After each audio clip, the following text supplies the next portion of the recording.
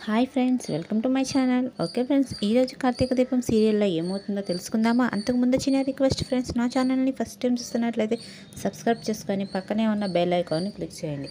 Okay friends, ఈరోజు కార్తీక దీపం సీరియల్లో ఆనందరావు గారు దీప ఇంటికి వస్తారు. రండి తాతయ్య అనేసి శౌర్య అంటుంది.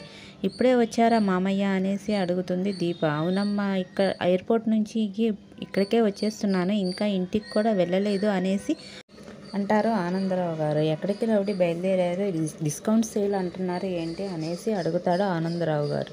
అప్పుడు మీరు ఎక్కడికి వెళ్ళవసరం లేదు, నేనే మీకు అన్నీ తెచ్చి ఇస్తాను అనేసి అంటారు.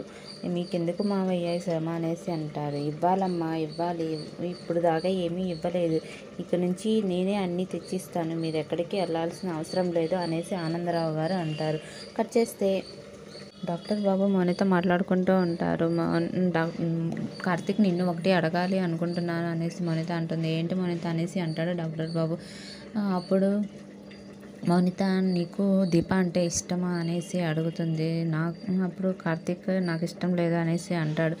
కానీ నన్ను హిమ ఒకటే అడిగింది, నేను అది చేయాలి అనుకుంటున్నాను అనేసి అంటుంది. ఏంటి మౌనిత అనేసి అంటాడు. నిన్ను దీపాని కలపమని హిమ నాకు చెప్పింది, కాబట్టి నేను మీ ఇద్దరిని కలుపుదాం అనేసి అనుకుంటున్నాను అనేసి అంటుంది మౌనిత. అప్పుడు కార్తీక్కి కోపం వచ్చి మౌనిత అని చెంప మీద పెట్టి లాగి కొడతాడు కార్తీక్. అప్పుడు ప్రియమణి వచ్చి, ఆగండి డాక్టర్, ఆగండి కార్తీక్, ఎందుకు మా అమ్మగారిని కొట్టారు అనేసి అడుగుతుంది.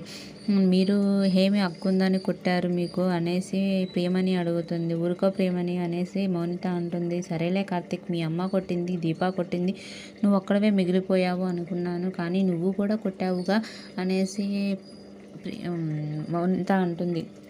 సారీ మౌనిత అనేసి కార్తీక్. అప్పుడు మౌనిత, కార్తీక్ నాకు ఒక చిన్న అనుమానం ఉంది, చెప్పమంటావా అనేసి అడుగుతాడు. ఏంటి మౌనిత అనేసి అంటుంది. హిమ నీ దీప కూతురే అని నాకు ఎందుకో అనుమానంగా ఉంది అనేసి అంటుంది.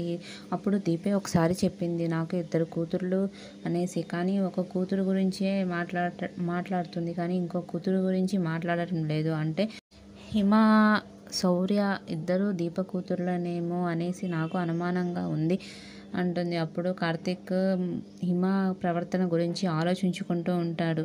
కట్ చేస్తే ఎట్లాగైనా సరే హిమ ఎవరో తెలుసుకోవాలి అనేసి కార్తీక్ అనుకుంటూ ఉంటాడు.